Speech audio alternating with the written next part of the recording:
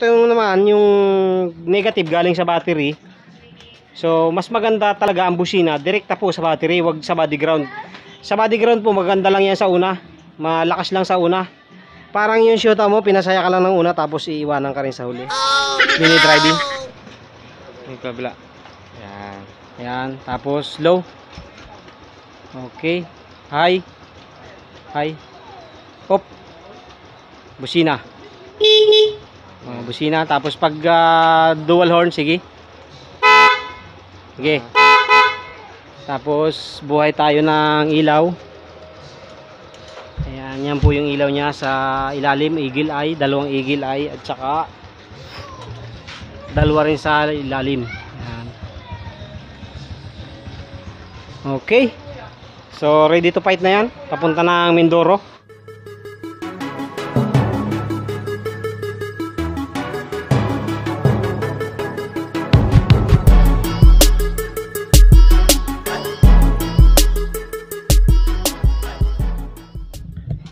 Yo, what's up mga kaduit? Ayan, welcome back dito sa ating YouTube channel. Kamusta po kayo? At isang mapagpalang umaga po sa inyong lahat. Happy Sunday morning everyone.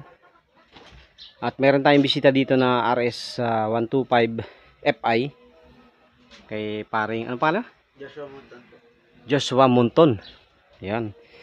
So kakabitan ngayon natin ng i-installan pa, hindi kakabitan, i-installan natin ng mini driving light tsaka PIA horn. So ito yun, PIA, ang matagal ng maraming nagkaka-interest na PIA na hindi magkasya sa MIUI 125. Tapos ito yung mini driving natin, TR1, 4 wires para sa passing light yung isa. So yan, umpisahan na natin, let's do it.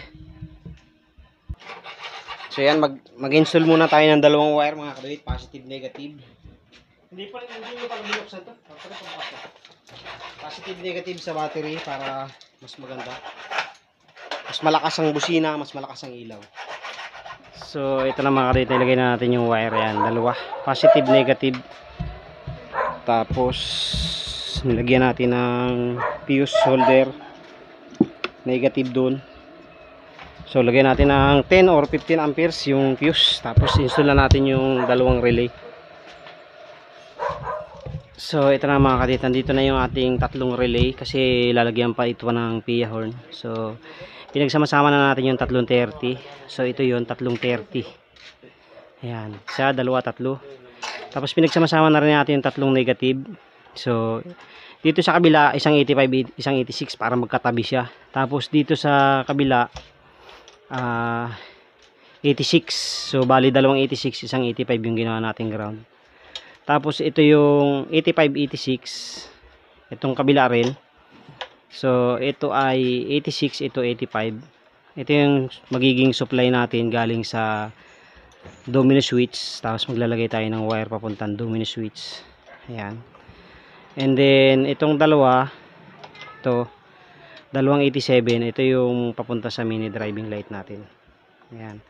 And then dito naman sa kabila, itong mahabang wire, ito naman yung papunta sa PIA horn natin. Kaya mahaba. So allowance tayo. So connect na muna natin. So yan mga kaduit, ang technique dito sa paglalagay ng dual horn dito sa RS125. So hanapin nyo lang muna yung supply, katulad nito. Pero paano ulit?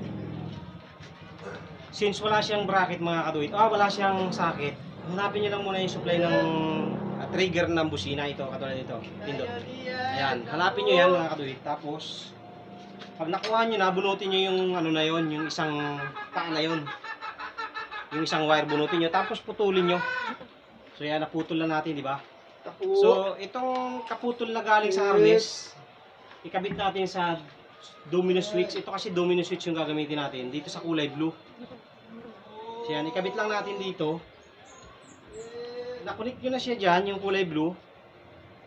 So i-connect nyo yung isa, itong kaputol, itong tinanggal natin kaputol, alin man sa dalawa ng wire na natira. So dito sa item pwede, connect nyo lang ito dito. Tapos itong isang natirang wire, ito yung kukunik natin sa trigger naman ng dual horn natin.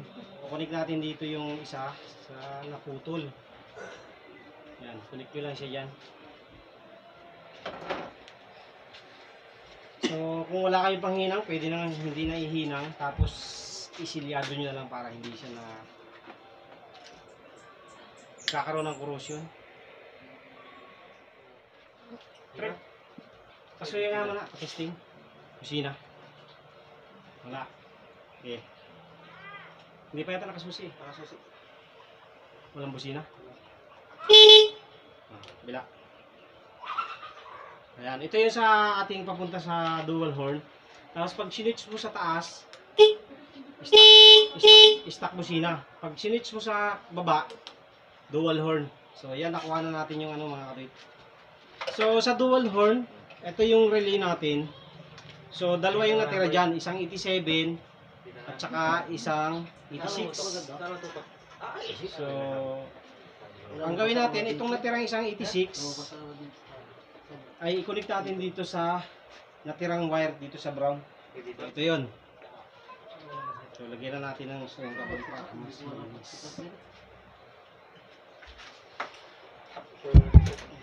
Connect nyo lang siya dito.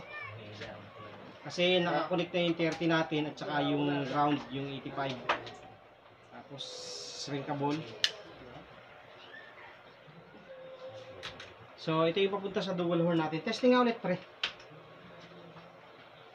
So ang kailangan lang naman natin sa dual horn ay positive. So ito na yun. Ay wala pa pala tayong 30 doon. Oh no! Nakita natin. So ayan na mga kalit, nilagyan na natin ng fuse. Ito na yung para sa PIA horn natin. Ayan. At sa kabila, pag sa PIA horn, okay. Okay. So next naman tayo, dito naman tayo sa domino switch para sa mini driving. So dito naman sa domino switch para sa ating mini driving, kailangan natin ng isang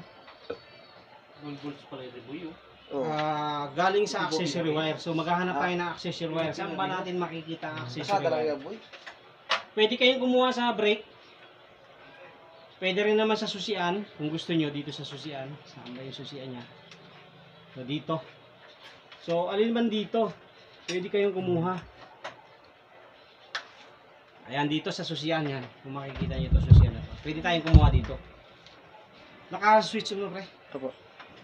So, lagay nyo lang yung negative sa body. Tapos, tusukin nyo lang dyan kung alin dyan yung umilaw. Yun yung positive. Ayan, ibig sabihin positive yan. So, positive lahat. I-off mo nga pre, susi. So, tingnan natin kung saan yung ano. Ito yung supply niya. Tapos, itong dalawang to, supply. Pagka sinusi mo siya, ito to, susi. Oh, ito yung ano mo, ito yung accessory wire mo, dalawa. So, dito tayo kumuha sa itim. Ayan, itim. Kuha tayo dito ng accessory wire para sa ating mini driving. So, sa Honda kasi, ang positive nila ay itim. Supply. Kuha mo yung wire. So, yung dilaw na wire. So yan mga katip, binunot natin yung yung kulay black. So dito tayo kukuha ng supply para sa domino switch natin.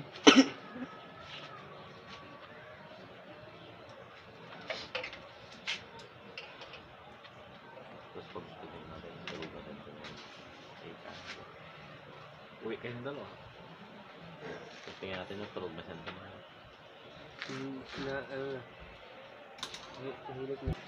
So ito na mga katip, lagyan na natin. Ito yung magiging supply natin sa domino switch, accessory wire. Tapos ibalik na natin yung socket nya. So hindi na tayo nagbalak para. So ito na mga katip yung ating magiging supply. Ayan, off mo, susi.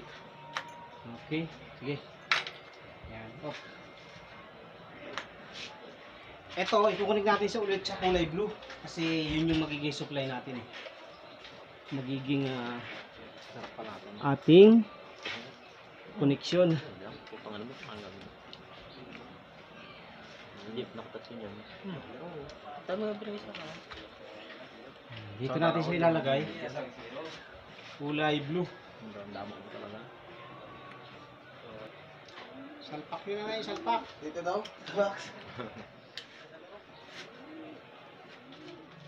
So ito na yung supply natin para sa ating mini driving. Ayusin na lang natin yung wirings. Tapos kuhanin natin yung dalawang negative.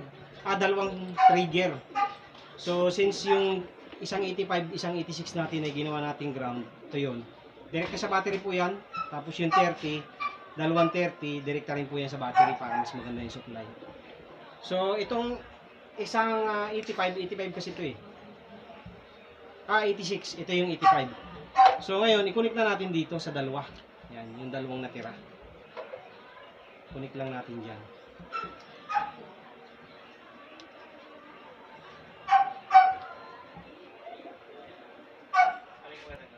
So ito na mga kadoy yung dalawang 87 natin. Testingin natin ulit, siyempre, para bago natin i-install ay sureball tayo. Sige, buhay. Domino switch. Baba. Yun, ito yung baba yan. Taas. Taas po. Ito yung high. Tapos, pag dito mo na sa kabila, baba mo. Baba, baba. Yan, ito yung low. So, ito na po yung supply natin para sa mini driving natin. Okay na rin. Isa pa. Okay. Tapos, pag binaba mo, ito yung low. So, okay na yan mga kaduit. I-ano na natin. I-finalize na natin yung wirings na yan. Tapos ang gagawin natin naman ngayon ay kukunik na natin yung mini driving niya. So saan mo ilalagay yung ano? So yan ang mga kalit na ilagay na natin yung dalawang mini driving. Dito na lang natin nilagay, hindi na tayo nag bracket para mas matibay. Ayan. Tapos itong mga wires, pagsama-samahin natin yung black, red, yellow at saka white. So yung black, ito yung negative.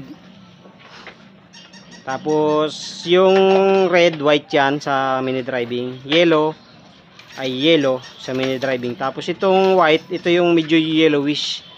So ito yung para sa passing light natin, itong white. Ito high, low yung dilaw, high yung puti. Tapos itong yellowish para sa ating passing light. Ano yung gold bolts mo dito, boy, dito? So mga kaduit, i-determine muna natin, hanapin muna natin yung high bago natin ikabit to. So napag sama-sama na natin itim, puti, pula, dilaw. So yung pula, ito puti yan sa mini driving, yung dilaw sa mini driving. Itong puti, ito yung yellowish para sa passing light natin. So pre-testing nga, ano yung high dyan? Yan yung high. So dito sa baba, ito low. So ito yung high natin, dilaw. Okay, patay mo. Susi, patay. So itong dilaw, itong high. So kulik natin sa kulay pula. So yan, kulik natin yung kulay pula sa dilaw. Kasi ito kasi yung high eh. Tapos itong kulay pula natin na wire, gawin naman natin tong low. So dito natin i-connect yung kulay dilaw. Dito ay interview yung dalawa ito. Ano dalawa natin? Dito yan na. So dito natin i-connect yung dilaw. Ito yan, sa baba. So yan, nakabit na natin mga kaduit yung kulay dilaw dito sa isang relay natin. Tapos itong ground, dinirekta na natin dito sa ground. Dito sa battery. Battery ground dito eh. Direkta sa battery para mas malakas. Hindi na kasapak yan. Ay, ito yung dyan. So mga kaduit, ito naman isa. So ito naman isa, passing light. Ilalagay natin sa passing light. Dito sa white. So kung makikita nyo, mayroon yung markings. Yan, may markings po, di ba? Ito, kulay puti, silver. So ito po papunta sa kulay puti. Ayan. Ilalagay po natin dito sa kulay puti yung may markings. Tapos yung walang marking, itong kabilang dulo, ilalagay natin sa 87 nung relay ng busina natin. Ayan. Ganun lang. So yan mga kabite, kapitan natin. Ito yung passing light natin, yung may markings papunta sa puti. Tapos yung walang markings papunta sa 87 ng ating busina. Testingin muna natin.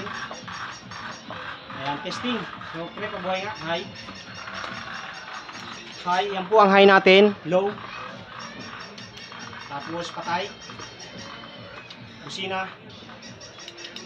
Yan po yung busina. Passing light. Wala pa po yung pinahol natin kaya hindi pa siya umiilaw. Okay. That's it. At pinahol naman. Hop. Wait. So ito na mga kadit. Ito na yung 87 ng ating relay. Horn relay. So ito papunta sa white, di ba, kanina? So, yung etong kabila, kinunik natin dito sa wire ng 87 para sa passing light. Sige, testing. Busina lang. Oh, yan mga kadito. Okay. Oh, yan. So, ito na po 'yon, yung connection na 'yon. So, ang lalagay na lang natin ngayon ay yung PA horn kasi okay na, all finish na 'yan. Nakasilyado na po lahat. Sinet up na natin. PA horn na lang. So ito na mga kaduit, naghinang na tayo para mas maganda ang tunog syempre. Ayan, tapos huwag kayong gagamit ng wire na manipis. So kailangan yung medyo makapal para mas maganda ang tunog. Ayan. Tapos ang negative nyo, direkta dapat sa battery. So sa ginawa natin dito, naglagay tayo ng positive negative sa battery para mas malakas po. Ayan. So mga kaduit, ito na yung connection natin. Ito yung dalawang wire ng dalawang PA horn natin, yan. Positive, negative. Pero pwedeng magkabalikaran yan, yun nga lang, kinolor coding ko siya. So, ang gagawin natin, pagsamahin natin yung dalawang dilaw. Para color coding ba. Tsaka dalawang itim. Yan. Wala namang polarity yung, yung busina, yun nga lang, mas maganda pa rin yung may color coding tayo. Tapos, ito mga kaduit yung 87 na galing sa relay natin, itong dilaw na to. Ito yung relay na yon. Ito yung 87 niya na mayroong nakalagay na passing light papunta sa kulay puti nung mini driving natin. So ito yung i-connect natin ngayon dito sa kulay dilaw. Ayan. Connect natin ito dito.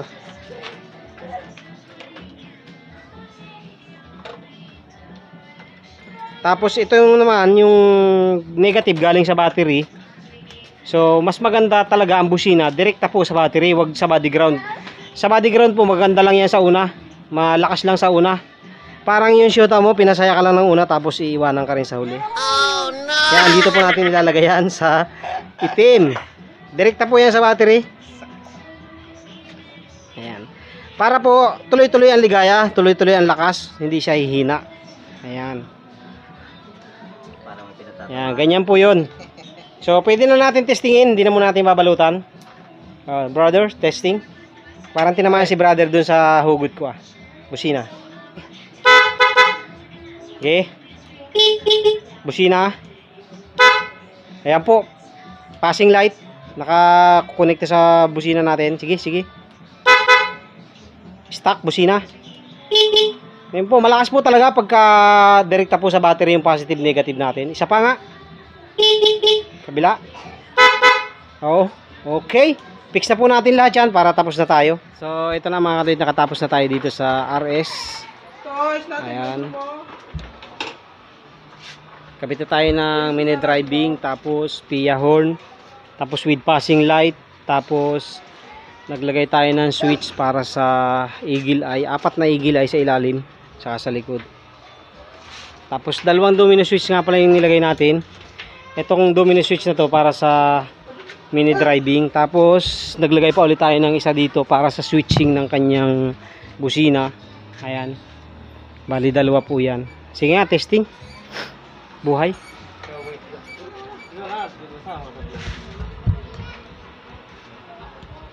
Okay. Start buhay. Start. Okay. Mini driving. Yung kabila. Yan. Yan. Tapos low. Okay. High. Hi. Op. Busina. Busina. Hindi, pipindot ka. Busina. Tapos pag dual horn, sige. Sige. Tapos buhay tayo ng ilaw.